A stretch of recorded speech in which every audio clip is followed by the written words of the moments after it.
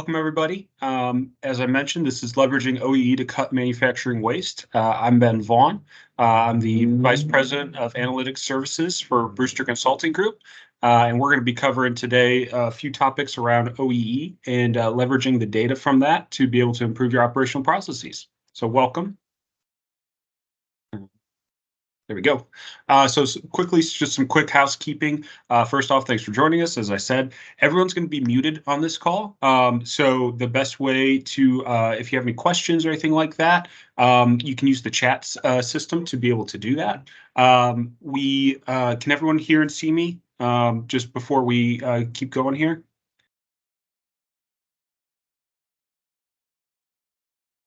Yep. All right. Looks like everyone can hear and see me. Perfect. All right. So the agenda for today, we'll start with a brief introduction of Brewster Consulting Group. Then we'll go into what is OEE and why do we care. Then we'll talk about how we can actually leverage OEE to drive that waste reduction and operational improvement. And then finally, what do we do? We get this from a lot of companies. What do we do if we don't have data in the first place, right? How can we improve our OEE? How can we improve our operational processes if we don't even have data? So we'll go into answering that basically frequently asked question because it's a very important one. All right, so first off, who's Brewster Consulting Group and why should you listen to us? So this is our executive team. So Brewster Consulting Group was founded by Cade Brewster. He's based in Tulsa, Oklahoma.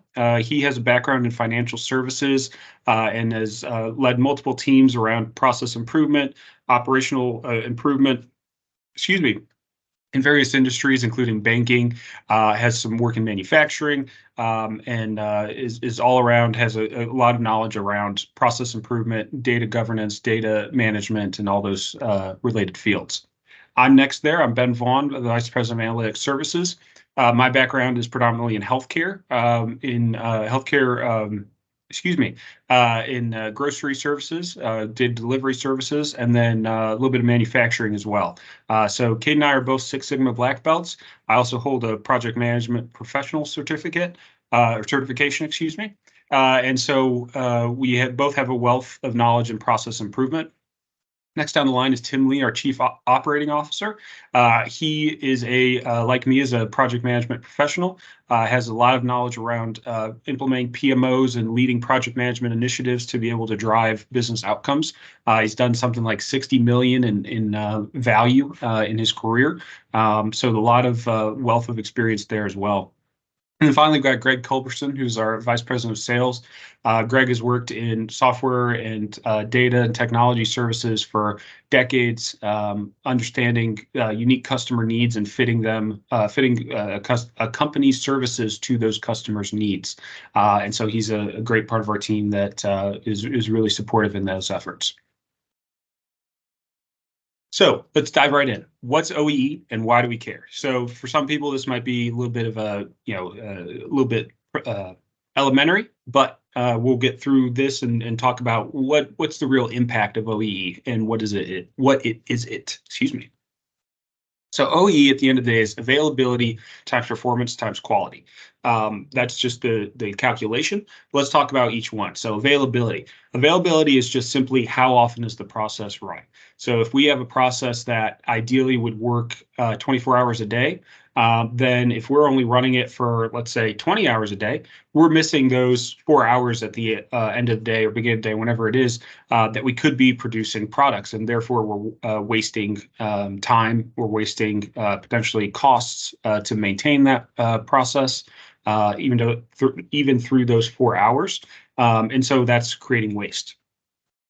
Performance, what capacity is the process running? So if we're only running at half capacity, we could be producing a lot more goods. And again, we're wasting revenue opportunities and we're wasting resources to be able to run those processes. And then finally, quality. Quality is probably the most common one and truthfully, probably the biggest one. What percent of the finished goods are viable? So if we're producing 100 goods over a period, say an hour, and only 50 of them are good, well, we just wasted a whole bunch of time, resources, and we're not going to be able to sell those products for those 50 that are bad. So quality, having really good quality products in a operational process is very important. All right, and why do we care? What's the real purpose? So on a fundamental level, what OEE is going to tell us is how our processes are performing versus an ideal state, and allows us to really distill down to what are the specific reasons why they're suboptimal.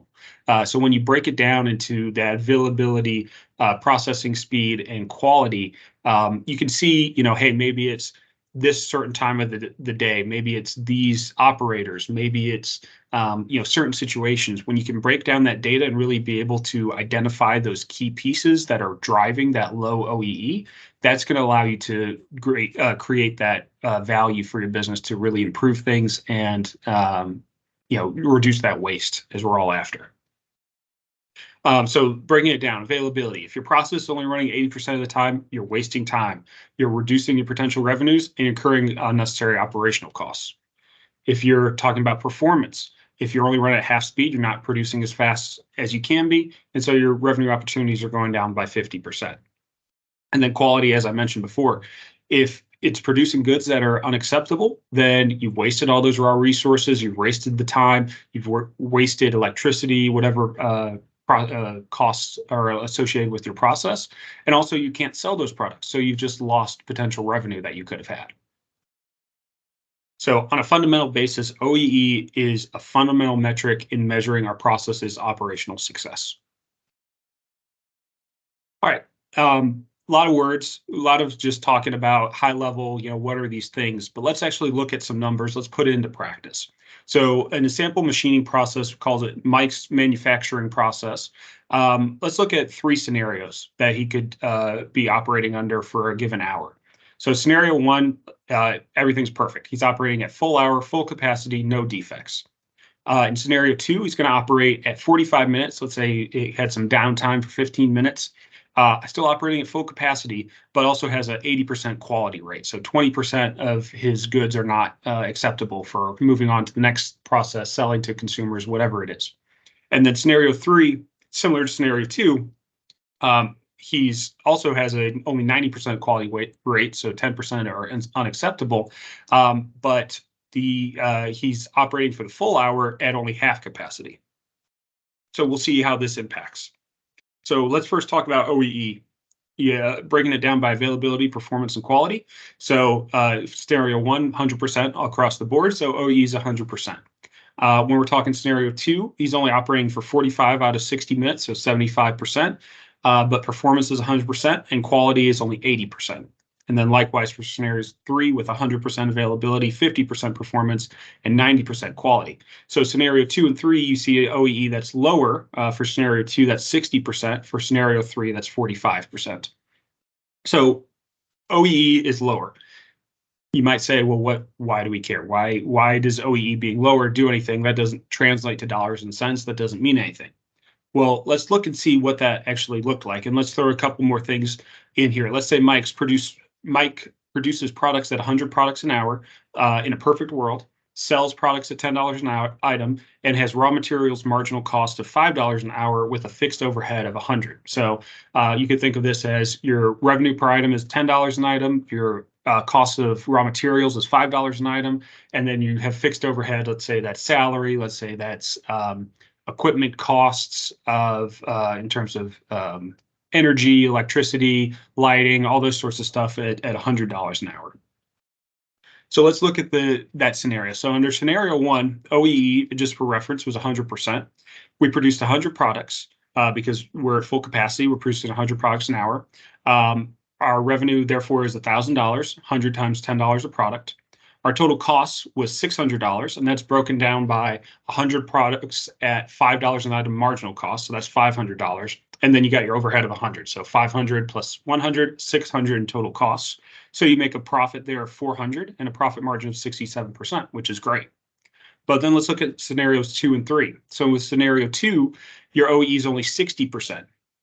You produce 60 products because you're only able to manufacture that quickly, so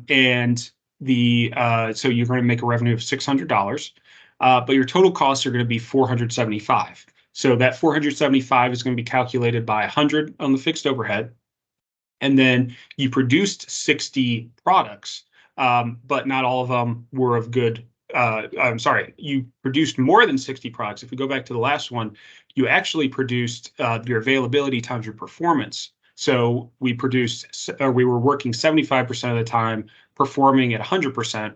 We would normally produce 100 items per hour. So we produced 75 products, but 15 of them were not of good quality because our quality was only 80. So when we go down here, we actually have marginal costs of 75 products. So we take 75 times 5, that's going to be 375, I believe. So our total costs for those products are 375 plus the fixed overhead of 100. So our total cost, therefore, is 475.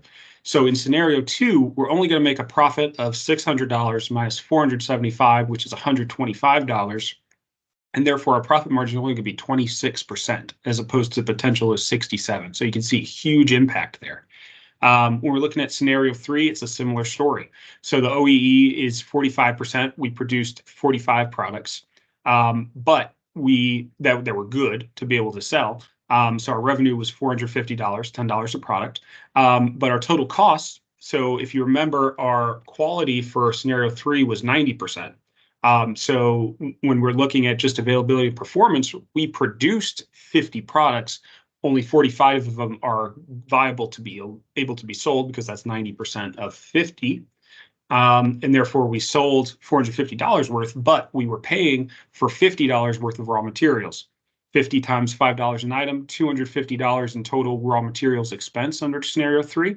And then you have your fixed overhead of 100. So total cost of $350. So your profit under scenario 3 is only going to be $100. So that is going to make your profit margin only 29%.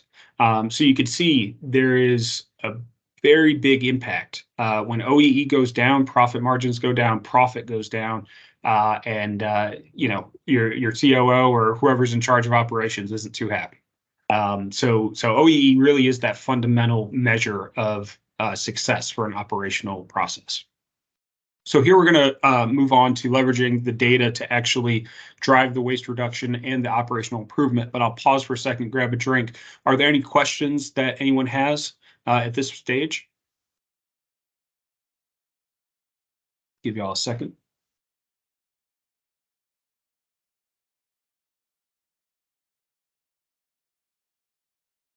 I'm seeing a question here.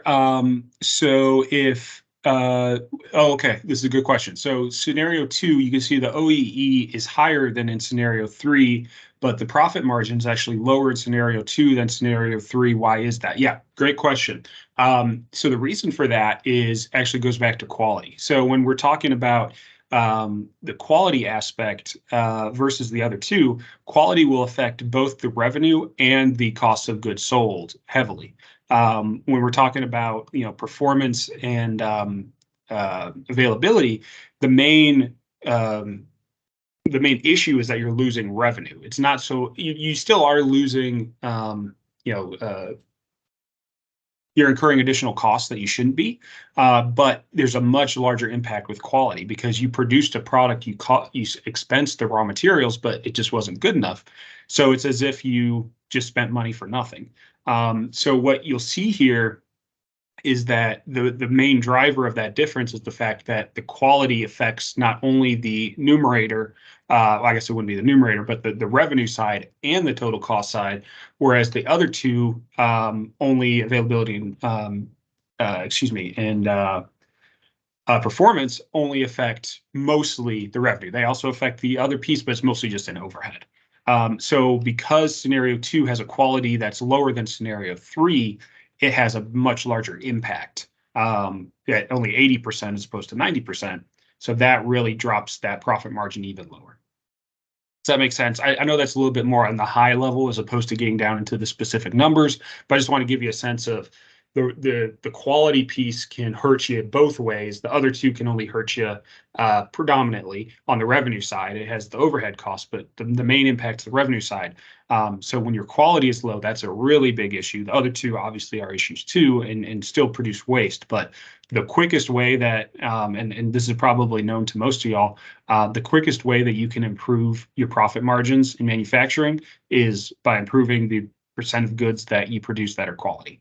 That's always going to improve your profit margins. 1% there is huge. So, all right. I think I see a couple more questions, but we're going to be running a little short on time, so I'm just going to run through the rest of this. Keep putting those questions in the chat. If we have time at the end, we'll go through them, but I just want to make sure we hit everything today. So getting into kind of the meat and potatoes, how do we leverage OEE data to be able to drive waste reduction and operational improvement? So here we're going to talk a little bit about what Brewster Consulting's high-level approach is, because it's really consistent with an OEE-driven approach. With Brewster Consulting Group, what we try to do is we start at what are your goals and strategies that we want to be able to improve on. So, oftentimes with manufacturing, these are pretty simple, but it's still good to do this because in many cases, it may be a little different than what you anticipate. Understanding those goals and strategies is usually just profit margin, right? Getting good operational profit margins. But sometimes there can be additional aspects that we need to consider.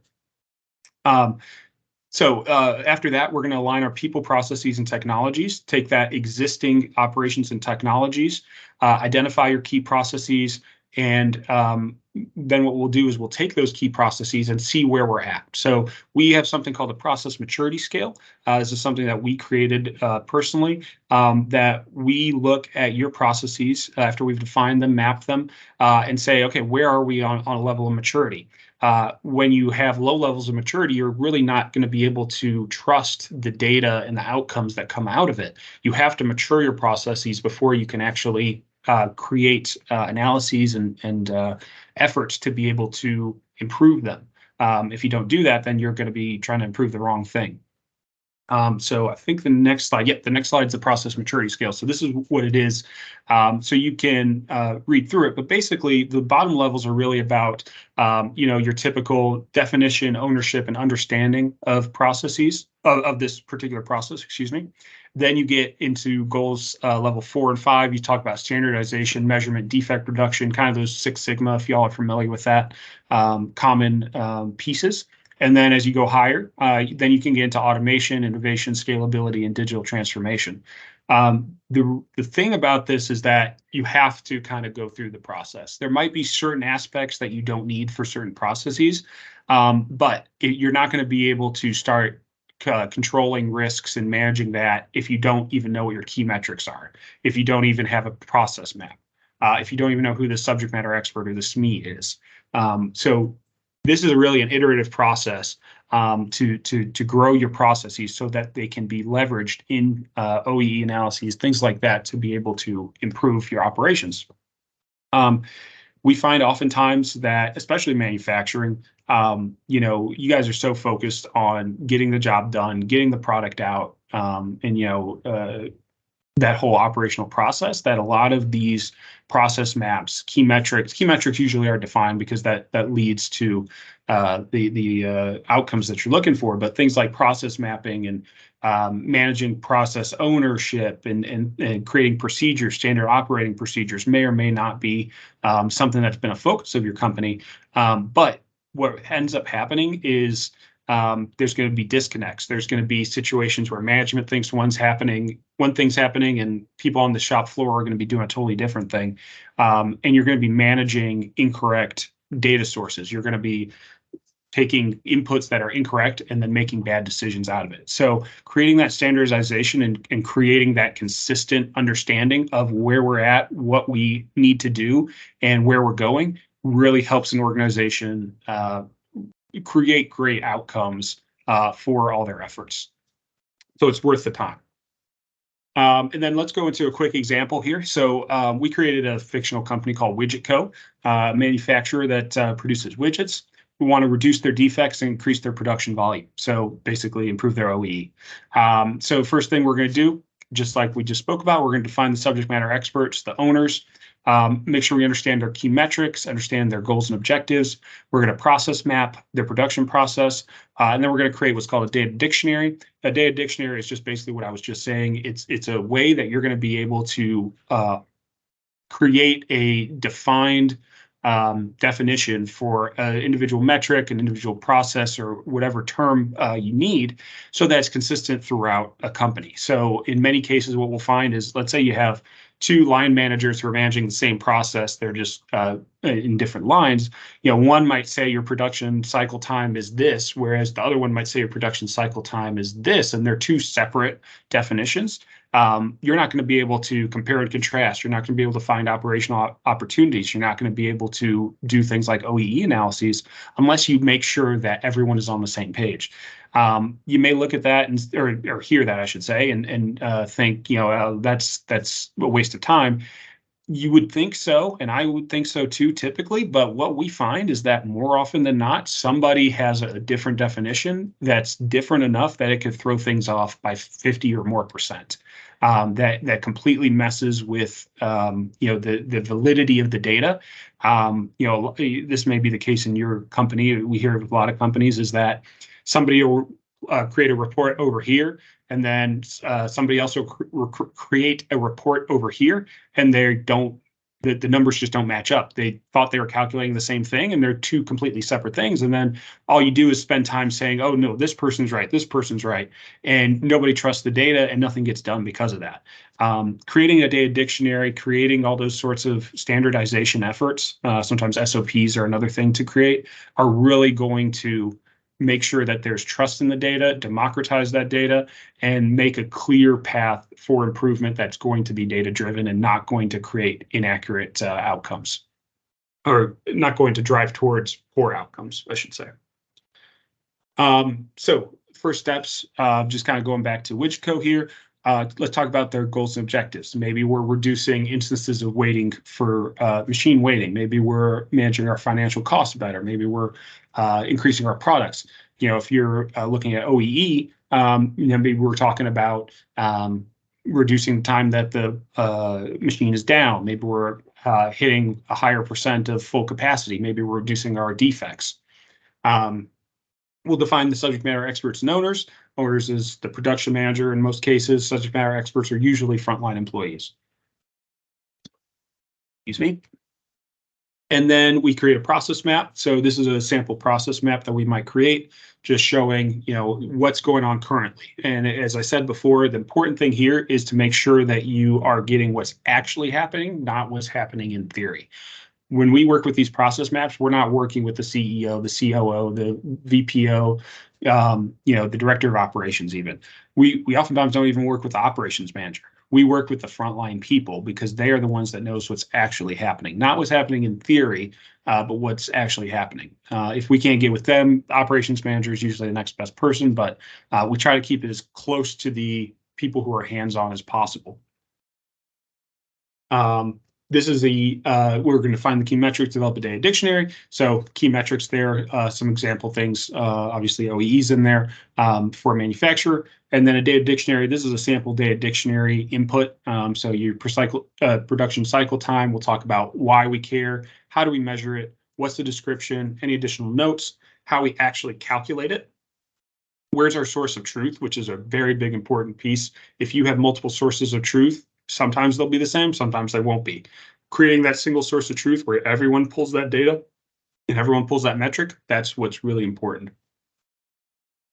And then from there, we can develop a measurement system. And this is going to be used with feedback from everybody. And so this is just a sample one that we created from a fake organization. But you could see, this is a waste-focused one, but we can talk specifically about OEE. You can see at the bottom right area there, we can leverage analytics to be able to say, okay, where's our availability, where's our performance, and where's our quality. So, for example, we can see with this process, it looks like it's supposed to work 24 hours a day, but we're having issues from basically midnight to about 6 a.m. For some reason, availability is not there, therefore performance isn't there, and quality is not there, and that's reducing our OEE down to the 50% as opposed to 60s to 70s the rest of the time. And then we can further look into individual hours, things like that, and drive down to why is that happening? Is it a maintenance issue? Is it a operator issue? Is it a is it something else? It's going to vary by organization, but working with your subject matter experts to say, hey, what's going on here? Why is this happening?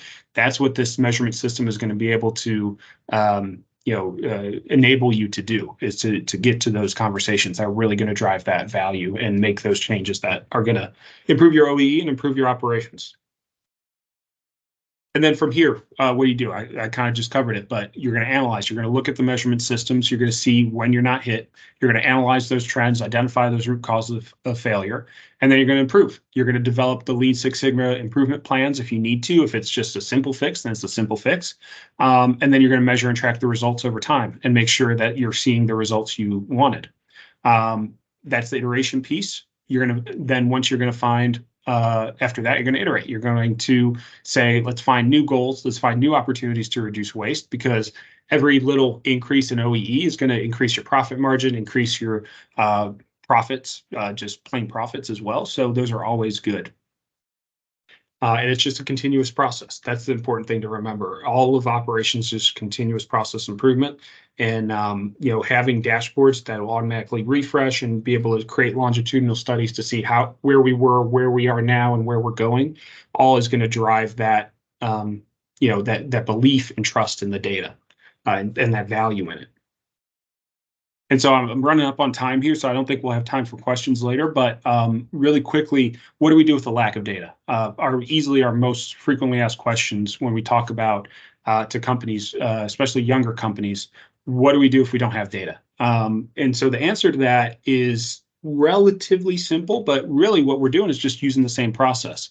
We're going to start at the end. What are your goals and objectives? If it's OEE related, then maybe we're going to do things like create an environment with hourly insight into production availability, speed, and quality. So OEE availability. We're going to arm our operations managers with the knowledge to make strategic data-driven solutions to improve OEE. And then maybe the entire process has to, or an entire data collection process has to keep costs below a certain amount. So these are some sample goals and objectives. And when we look at that, we're going to say, okay, we got that. Now let's develop process maps for how we want to do this. Well, first we start with what we're currently at, and then we look at how we want to. So our current state and our future state. And then we're going to combine all these inputs to define where we need data collection and how that's going to be leveraged over time. And then we're just going to research. We're going to define our data vendors who could provide those data sources. We're going to vet them, and then we're going to implement those solutions. And so that's kind of the entire gambit of creating those data sources for you. It's not going to be free, unfortunately, but the value that you're going to see, the ability to be able to manage your processes, is going to be so much more valuable than the cost. It's rare that having insight into something you didn't have before is not a good thing, because what gets what's the old term? What gets measured gets managed, or one of the other. Basically, it's hard to manage something if you don't have a measurement of how you're doing and how you can improve. And that's at its core what operations analytics and data in operations provides you, the ability to manage things better because you know where you're at. All right, and that's the end of it. I went 1 minute over. I apologize. So thank you for your time. I hope you guys were able to get a little something out of this and understand kind of where your organization is at, how you can drive forward, leveraging OEE to be able to improve your operational processes, improve your revenues, decrease your expenses, et cetera, et cetera. So we give these webinars out just to help you all out, be able to improve your manufacturing processes. We do say, if you see something here that you want to do, but you're unable to for whatever reason, maybe you don't have the staff, maybe you don't have the knowledge, or you just need an expert on your side. We do provide consulting services to help people improve their operations, improve their OEE. We almost always find very significant amounts of improvement opportunities. I think our average, improvement for clients like manufacturers is in the six figures.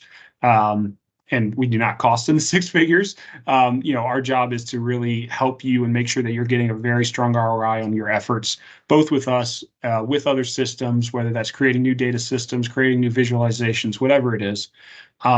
all that said, if that's something that you'd like to do and you'd like to, or even just talk to us and see, where you're at and talk more about OEE and how you can improve your organization, there's a QR code on the screen here. You can scan that. That'll take you to a Calendly link where you can schedule time. I believe that's going to be my calendar. It might be Tim, our COO's, but it'll be one of us, to where you can schedule time and we can set up some time to talk and understand your organization, understand your goals, and help you create a game plan, whether that's with us or without us.